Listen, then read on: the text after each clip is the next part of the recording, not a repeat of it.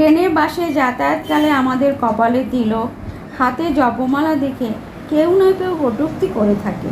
এর কারণ হচ্ছে, এক সময় পার্বতী দেবী মহাদেবকে বললেন, হে প্রভু, এই জগতে কিছু ব্যক্তিকে দেখি, তারা অন্যের প্রতি ঈর্ষাভাবাপন্ন, অপরের প্রতি সর্বদা কটূক্তি করে থাকে, দ্বন্দ্ব বাধায়, নিন্দা অপবাদ ছড়ায়, হিংসা না করে থাকতে পারে না। এই ধরনের মানসিকতা মানুষের মধ্যে আসে কী কারণে?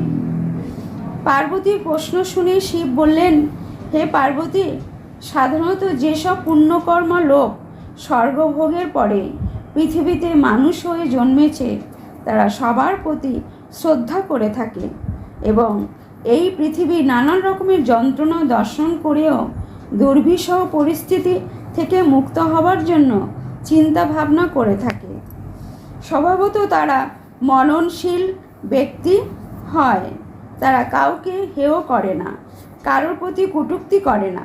তারা শান্ত সুন্দরভাবে প্রীতিপূলক কথা বলে থাকে। তাদের সুজনতা তাদেরকে স্বর্গীয় পন্থার দিকে নিয়ে যায়। অপরপক্ষে হে দেবী, যেসব দুরাচারী লোক নরক ভোগের পর পৃথিবীতে মানুষ হয়ে জন্মেছে, তারা সবার প্রতি ঈর্ষা করে থাকে এবং এই পৃথিবীর নানান রকমের সুখ দুঃখময় পরিস্থিতির মধ্যে অপরের ক্ষতি করবার জন্য তারা চেষ্টা করে থাকে।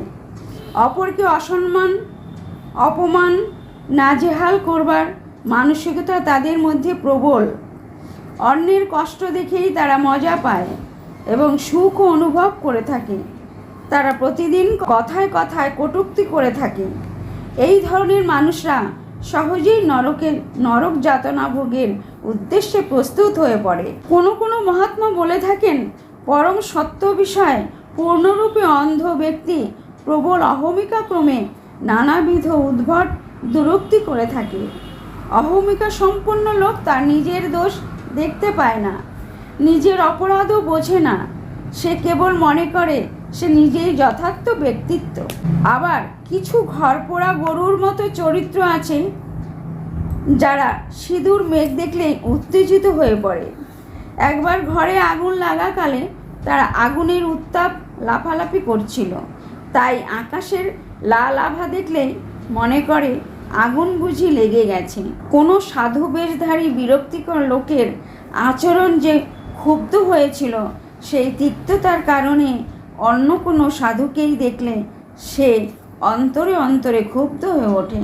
যাই হোক, কলিযুগের মানুষের প্রতি পদে পদে বুদ্ধি বিক্ষিপ্ত হওয়ার অভ্যাস রয়েছে।